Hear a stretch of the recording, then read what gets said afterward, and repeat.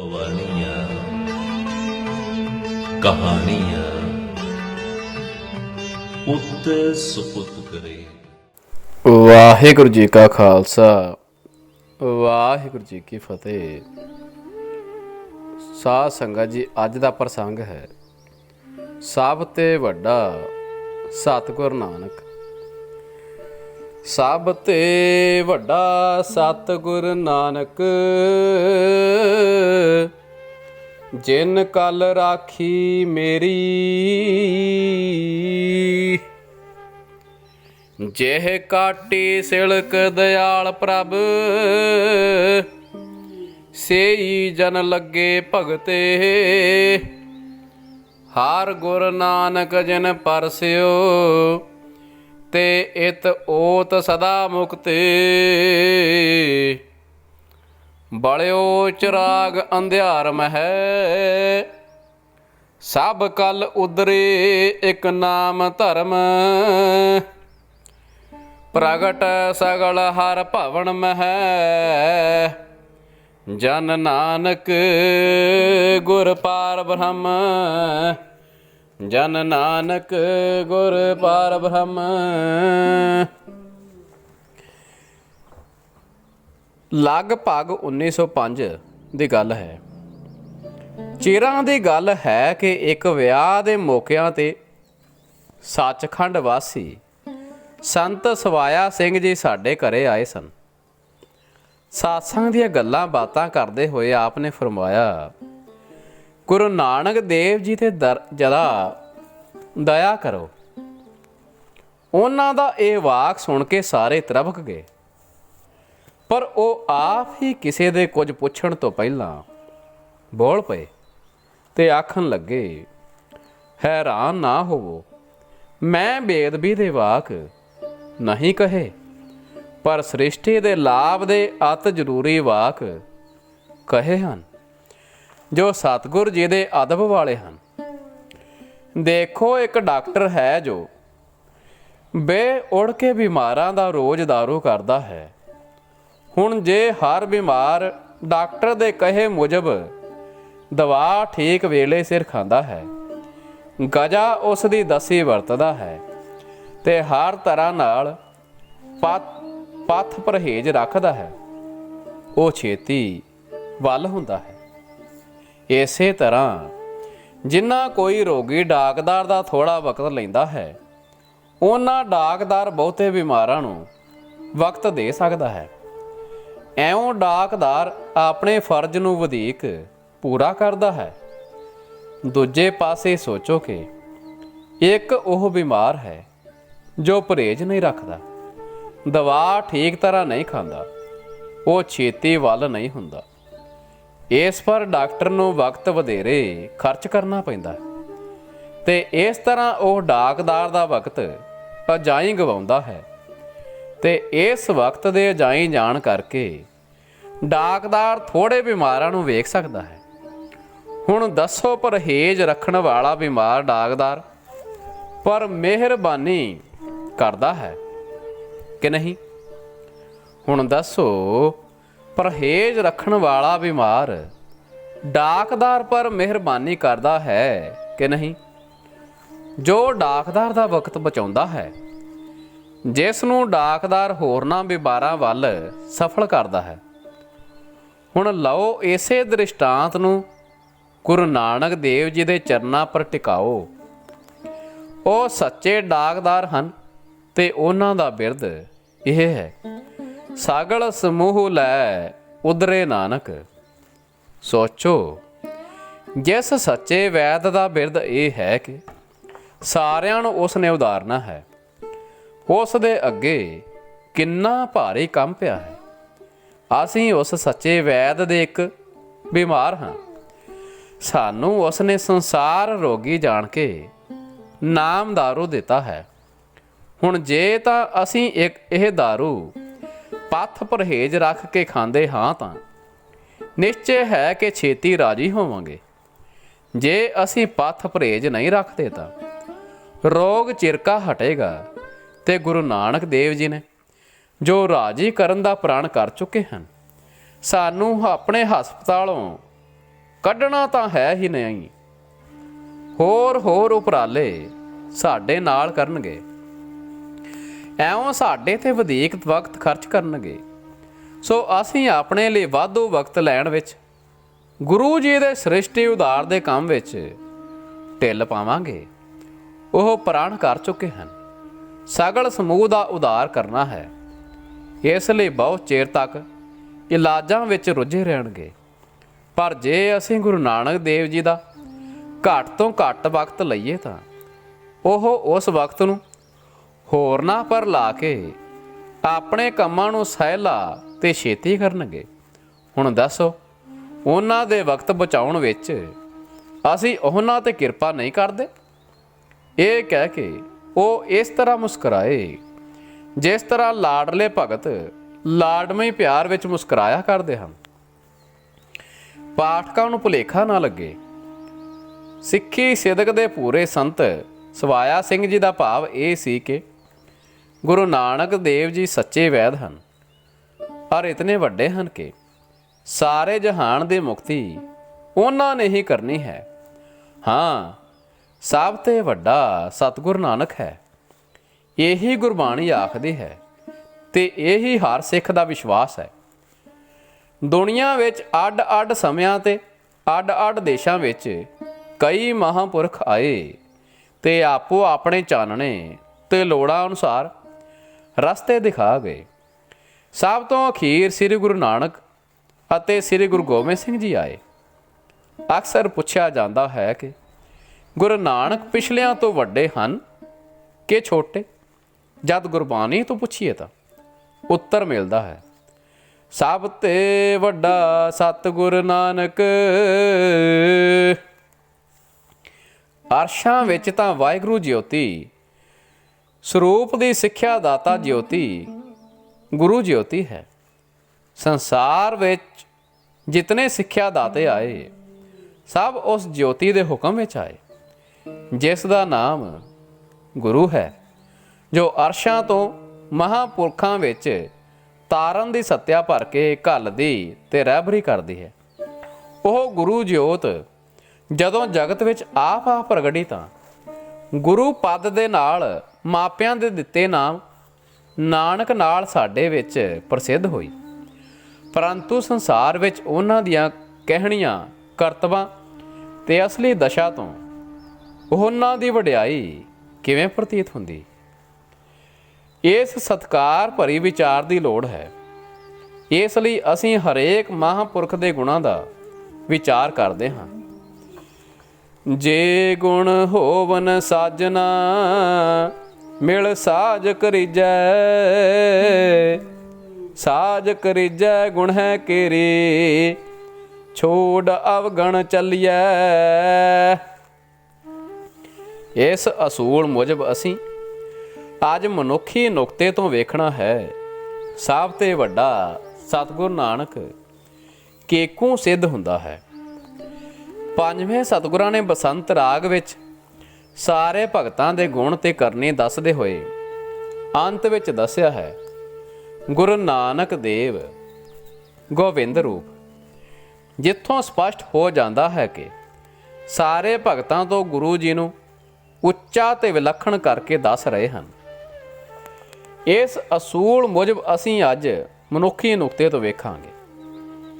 ਗੁਰੂ ਨਾਨਕ ਦੇਵ ਜੀ ਤੇ ਬੁੱਧ ਸੰਸਾਰ ਵਿੱਚ ਸਭ ਤੋਂ ਵਧੇਕ ਪ੍ਰਾਣੀਆਂ ਦੇ ਸਿਰਤਾਜ ਇਸ ਵੇਲੇ ਵੀ ਬੁੱਧ ਜੀ ਹਨ।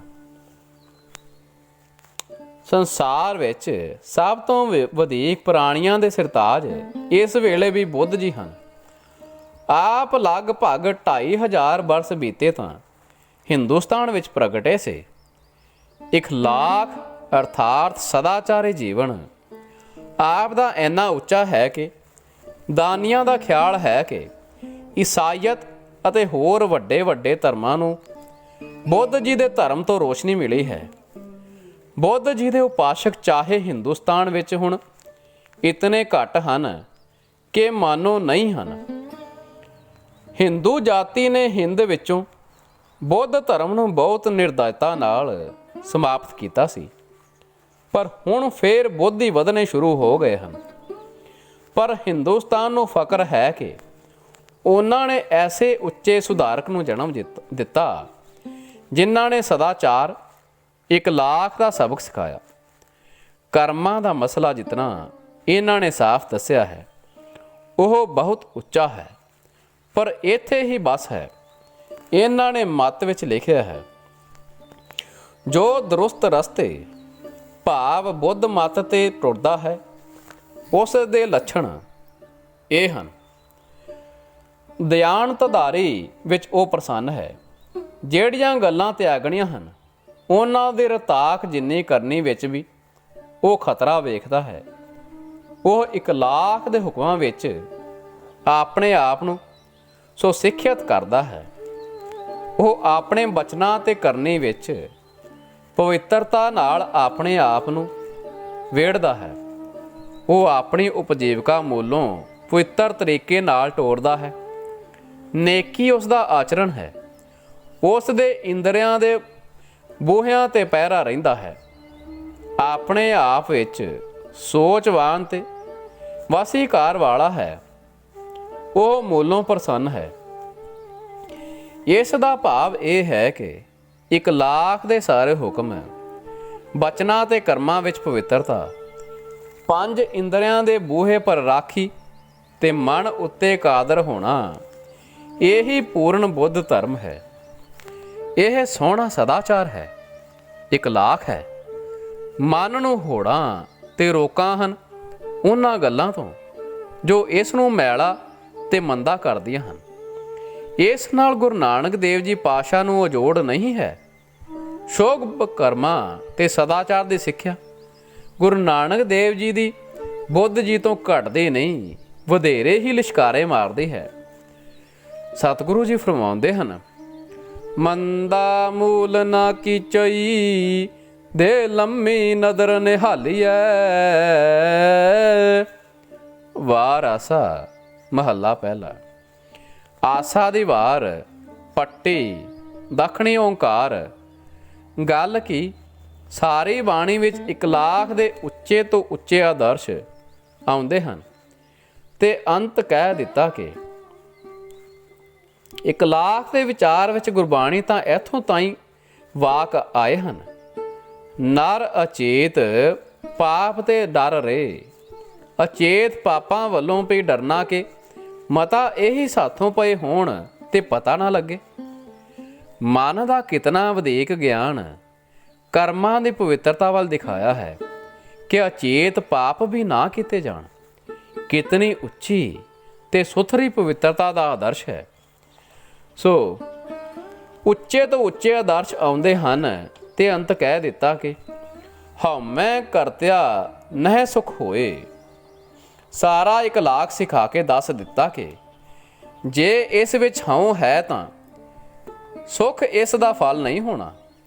ਹੁਣ ਸ਼ੁਭ ਕਰਮ ਸਾਰੇ ਹਉ ਆਸਰੇ ਹੁੰਦੇ ਹਨ।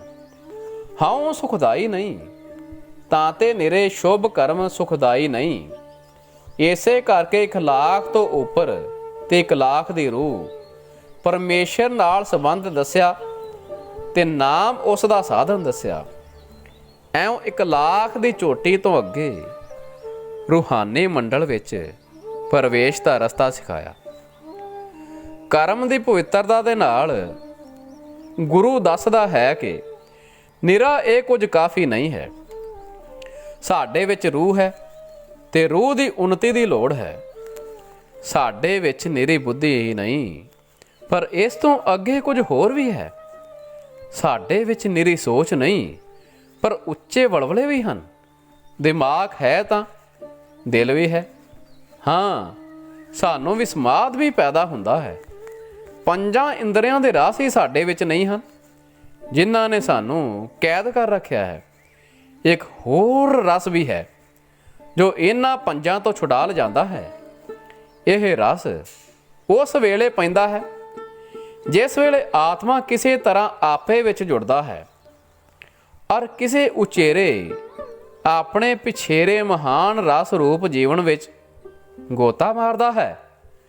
ਇਸ ਰੂਹਾਨੀ ਜੀਵਨ ਦਾ ਉੱਚੇ ਤੋਂ ਉੱਚਾ ਆਦਰਸ਼ ਤੇ ਸੌਖੇ ਤੋਂ ਸੌਖਾ ਤਰੀਕਾ ਸਤਿਗੁਰ ਨੇ ਸਿਖਾਇਆ ਕਿ ਪਵਿੱਤਰ ਹੁੰਦੇ ਹੋਏ ਸਰੀਰ, ਮਨ ਤੇ ਆਤਮਾ ਨਾਲ ਆਪਣੇ ਅੰਦਰਲੇ ਜਿਉਂਦੇ ਜਾਗਦੇ ਨੂੰ ਬੇਅੰਤ ਨਾਲ ਕਿਸ ਪ੍ਰਕਾਰ ਤੇ ਕਿਸ ਵਜ੍ਹਾ ਨਾਲ ਨਿਰੰਤਰ ਲਗਾਓ ਵਿੱਚ ਰੱਖਣਾ ਹੈ ਕਿ ਜਿਸ ਨਾਲ ਇਹ ਉਸ ਤੋਂ ਜੀਵਨ ਬਖਸ਼ ਰਸ ਦਾਤਾ ਆਨੰਦਦਾਇਕ ਲਹਿਰਾਂ ਪਾ ਕੇ ਮੌਲਦਾ, ਖੇਡਦਾ ਤੇ ਖੀਵਾ ਹੁੰਦਾ ਰਹੇ।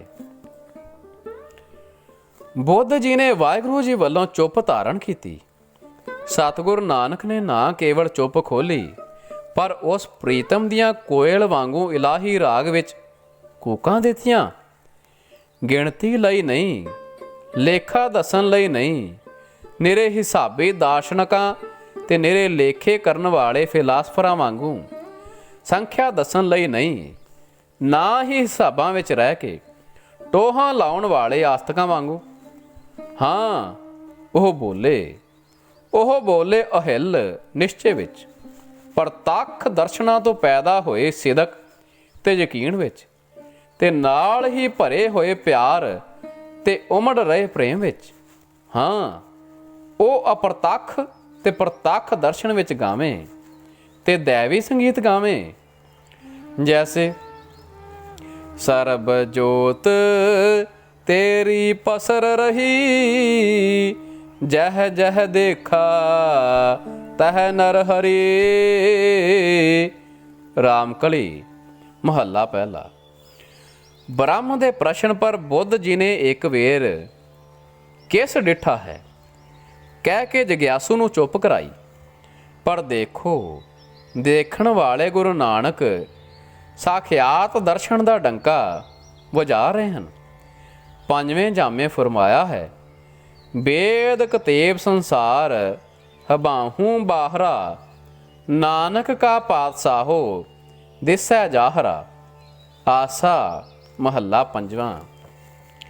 ਐਉਂ ਇਨਸਾਨ ਦੇ ਬੁੱਧੀ ਵਾਲੇ ਜਾਂ ਅਕਲੀ ਹਿੱਸੇ ਨੂੰ ਉੱਚ ਇਕਲਾਖ ਦਿੰਦੇ ਹੋਏ ਉੱਚੇ ਵਲਵਲਿਆਂ ਵਾਲੇ ਹਿੱਸੇ ਨੂੰ ਆਪਣੇ ਮੁਕੰਮਲ ਰੂਹਾਨੀ ਗਿਜਾ ਦੇ ਕੇ ਮਨੁੱਖ ਦੀ ਪੂਰਨ ਲੋੜ ਪੂਰੀ ਕੀਤੀ।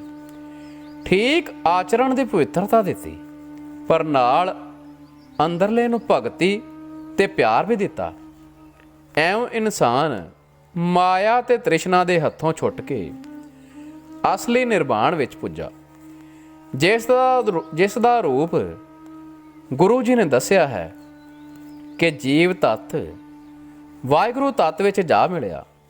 ਜੈਸੇ ਤਨ ਤੈ ਕੋ ਪਰਮ ਤੰਤ ਮਿਲਾਇਆ, ਨਾਨਕ ਸਰਣ ਤੁਮਾਰੇ। ਪਵਿੱਤਰ ਮਨ ਵਾਲੇ ਬੁੱਧ ਜੀ ਨਿਜ ਨੂੰ ਤਥ ਗਥਾ ਅਰਥਾਤ ਪੂਰਨ ਮੁਕੰਮਲ ਆਖਦੇ ਸੇ, ਪਰ ਗੁਰੂ ਨਾਨਕ ਦੇਵ ਜੀ ਦੀ ਰੂਹਾਨੀਅਤ ਉਹਨਾਂ ਤੋਂ ਅਖਵਾਉਂਦੀ ਸੀ ਕਿ ਨਿਰੇ ਇਕਲਾਖ ਵਿੱਚ ਮੂਲੋਂ ਮੁਕੰਮਲ ਹੋਣਾ ਇਸ ਸਰੀਰ ਤੇ ਮਨ ਲਈ ਅਸੰਭਵ ਹੈ। ਰੂਹਾਨੀਅਤ ਦੇ ਰਸ ਬਿਨਾਂ, ਵਿਸਮਾਦ ਵਿੱਚ ਵਸੇ ਬਿਨਾਂ, ਲਗਾਤਾਰ ਬੇਅੰਤ ਦੇ ਅੰਗ ਲੱਗੇ ਰਹਿਣ ਬਿਨਾਂ ਪੂਰਨਤਾ ਕਿੱਥੇ? ਇਕਲਾਖ ਉੱਚਾ ਕਰਕੇ, ਹਉ ਨੂੰ ਵਿੱਚੋਂ ਨਿਵਾਰ ਕੇ, ਪਰ ਪ੍ਰੇਮਾ ਭਗਤੀ ਨਾਲ ਅੰਦਰੋਂ ਸਦਾ ਸਾਈਂ ਨਾਲ ਜੁੜਿਆ ਜੀਵਨ ਬਸਰ ਕਰੋ। ਗੁਰੂ ਜੀ ਨੇ ਫਰਮਾਇਆ, ਠੀਕ ਫਰਮਾਇਆ, ਵੇਣ ਗੁਣ ਕੀਤੇ ਭਗਤ ਨਾ ਹੋਏ। ਪਰ ਨਾਲ ਦੱਸਿਆ, ਸਭ ਗੁਣ ਤੇਰੇ ਮੈਂ ਨਾਹੀ ਕੋਏ। ਹਾਂ, ਸਾਈਂ ਨਾਲ ਜੁੜਿਆ ਹੀ ਪੂਰਨ ਹਉਮੈ ਨਿਵਿਰਤ ਹੁੰਦੀ ਹੈ। ਇਸ ਕਰਕੇ ਅਨੇਕਾਂ ਵਾਰ ਸਤਿਗੁਰ ਨੇ ਆਪ ਨੂੰ ਨੀਵਾਂ ਕਿਹਾ ਹੈ। ਇਹ ਨੀਵਾਂ ਕਹਿਣਾ ਆਪ ਨੂੰ ਕਿਸੇ ਹਿਸਾਬ ਵਿੱਚ ਨੀਵਾਂ ਕਹਿਣਾ ਨਹੀਂ, ਇਹ ਹਉਮੈ ਦੀ ਨਿਵਰਤੀ ਹੈ, ਜਿਸ ਦਾ ਪਤਾ ਹੇਠ ਲਿਖੇ ਆਪ ਜੀ ਦੇ ਵਾਕ ਤੋਂ ਲੱਗਦਾ ਹੈ।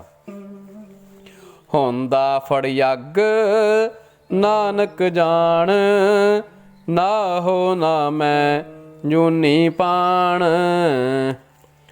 ਇੱਕ ਥਾਂ ਆਪ ਨੇ ਪਤਾ ਦਿੱਤਾ ਹੈ, ਜਿੱਥੈ ਨੀਚ ਸੰਭਾਲੀਅਨ ਤਿੱਥੈ ਨਦਰ ਤੇਰੀ ਬਖਸ਼ੀਸ।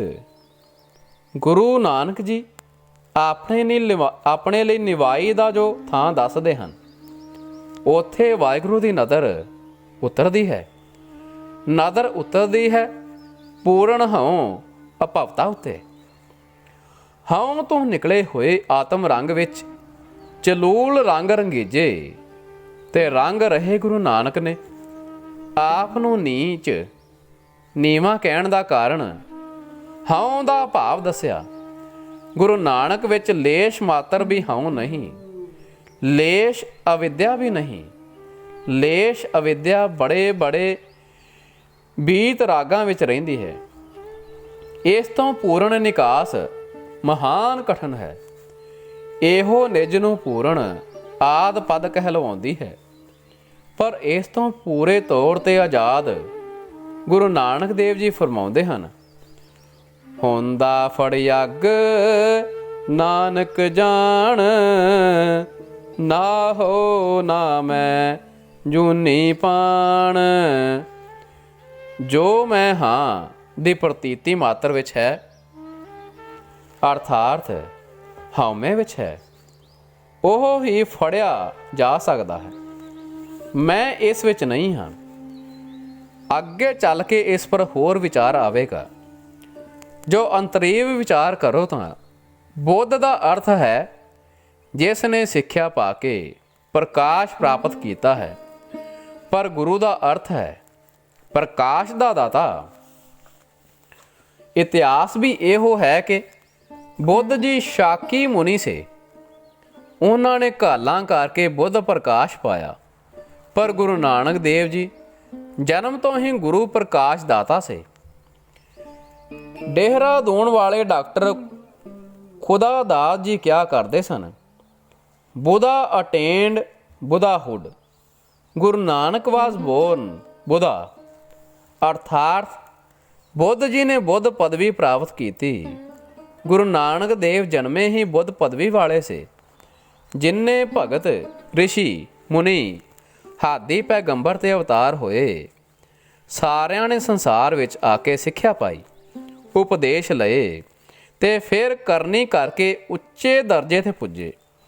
ਪਰੰਤੂ ਗੁਰੂ ਨਾਨਕ ਸਾਹਿਬ ਨੇ ਬਚਪਨ ਤੋਂ ਹੀ ਉਹ ਗਿਆਨ ਜੋ ਧੁਰੋਂ ਲਿਆਏ ਸਨ ਪ੍ਰਕਾਸ਼ ਕਰਨਾ ਸ਼ੁਰੂ ਕਰ ਦਿੱਤਾ ਤੇ ਬਾਣੀ ਉਚਾਰਨੀ ਆਰੰਭ ਦਿੱਤੀ, ਜਿਸ ਤੋਂ ਸਪਸ਼ਟ ਹੈ ਕਿ ਗੁਰੂ ਜੀ ਅਵਤਾਰੇ ਹੀ ਬੁੱਧੀ ਨੂੰ ਪ੍ਰਕਾਸ਼ ਦੇਣ ਵਾਲੇ ਸੇ। ਭਾਈ ਗੁਰਦਾਸ ਜੀ ਲਿਖਦੇ ਹਨ, ਪਹਿਲਾਂ ਬਾਬੇ ਪਾਇਆ ਬਖਸ਼ਦਾਰ, ਪਿੱਛੋਂ ਦੇ ਫਿਰ ਘਾਲ ਕਮਾਈ। ਜਪਜੀ ਸਾਹਿਬ ਵਿੱਚ ਬੁੱਧ ਜੀ ਦਾ ਟਿਕਾਣਾ ਗਿਆਨ ਖੰਡ ਵਿੱਚ ਦੱਸਿਆ ਹੈ। ਯਥਾ ਕੇਤੇ ਸਿੱਧ ਬੁੱਧ ਨਾਥ ਕੇਤੇ, ਕੇਤੇ ਦੇਵੀ ਵੇਸ। ਜਪਜੀ ਸਾਹਿਬ। ਹੁਣ ਗੁਰੂ ਨਾਨਕ ਦੇਵ ਜੀ ਤੇ ਈਸਾ ਜੀ ਬੁੱਧ ਜੀ ਤੋਂ ਮਗਰੋਂ ਸੰਸਾਰ ਵਿੱਚ ਆਏ। ਬੁੱਧ ਜੀ ਤੋਂ ਗਿਣਤੀ ਵਿੱਚ ਉਪਾਸ਼ਕ ਇਹਨਾਂ ਦੇ ਦੂਸਰੇ ਦਰਜੇ ਤੇ ਹਨ। ਆਪ 3 ਵਰੇ ਜਗਤ ਵਿੱਚ ਬੋਲੇ, 1 ਲੱਖ ਸਿਖਾਇਆ, ਲਗਭਗ ਬੁੱਧ ਜੀ ਵਾਂਗੂ ਕਰਮਾਂ ਦਾ ਮਸਲਾ ਬੜੇ ਅੱਛੇ ਤਰੀਕੇ ਨਾਲ ਹਮਸਾਏ ਨੂੰ ਆਪਣੇ ਜਿਹਾ ਪਿਆਰ ਕਰੋ ਦੇ ਰੰਗ ਵਿੱਚ ਸਿਖਾਇਆ। ਬਦੀ ਦੇ ਬਦਲੇ ਨੇਕੀ ਕਰਨੀ ਦੱਸੀ। ਰੱਬ ਵੀ ਦੱਸਿਆ। ਜੀਕੂ ਅੱਗੇ ਸੈਮੇਟਿਕ ਪੈਗੰਬਰ ਇਬਰਾਹਿਮ ਮੂਸਾ ਆਦਿ ਸਿਖਾ ਗਏ ਸੇ। ਨਿਸ਼ਚੇ ਫੇਥ ਦਾ ਉਪਦੇਸ਼ ਵੀ ਦਿੱਤਾ। ਪਿਛਲੇ ਸੈਮੇਟਿਕ ਪੈਗੰਬਰਾਂ ਨਾਲੋਂ ਨਿਸ਼ਚੇ ਦੀ ਰੋਸ਼ਨੀ ਵਿੱਚ ਉਚੇਰੀ ਮੱਤ ਦਿੱਤੀ। ਸੈਮੈਟਿਕ ਤੋਂ ਭਾਵ ਇਬਰਾਨੀ, ਅਰਬੀ, ਅਸੀਰੀਅਨ ਆਦਿ ਕੌਮਾਂ। ਸੋ ਪਿਛਲੇ ਸੈਮੈਟਿਕ ਪੈਗੰਬਰਾਂ ਨਾਲੋਂ ਨਿਸ਼ਚੇ ਦੀ ਰੋਸ਼ਨੀ ਵਿੱਚ ਉਚੇਰੀ ਮੱਤ ਦਿੱਤੀ। ਗੁਰੂ ਨਾਨਕ ਦੇਵ ਜੀ ਲਗਭਗ 1500 ਵਰੇ ਮਗਰੋਂ ਆਏ। 1 ਲੱਖੀ ਜੀਵਨ ਵਿੱਚ ਗੁਰੂ ਨਾਨਕ ਨੇ ਉੱਚੇ ਤੋਂ ਉੱਚੇ ਆਦਰਸ਼ ਵਾਲੇ ਬੁੱਧ ਤੋਂ ਵੀ ਤ੍ਰਿਖੇਰਾ ਚਾਨਣ ਪਾਇਆ ਹੈ, ਜੈਸਾ ਕਿ ਅਸੀਂ ਪਿੱਛੇ ਦੱਸ ਆਏ ਹਾਂ।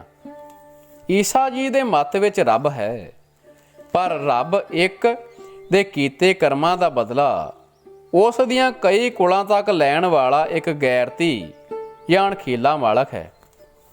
ਪਰੰਤੂ ਗੁਰੂ ਨਾਨਕ ਦੇ ਮਤ ਵਿੱਚ ਉਸ ਪ੍ਰੀਤਮ ਅਨੰਤ ਤੇ ਬੇਅੰਤ ਵਾਸਤੇ ਇਸ ਦਾ ਬਦਲਾ ਲੈਣ ਵਾਲੀ ਗੈਰਤ ਦਾ ਅਭਾਵ ਹੈ।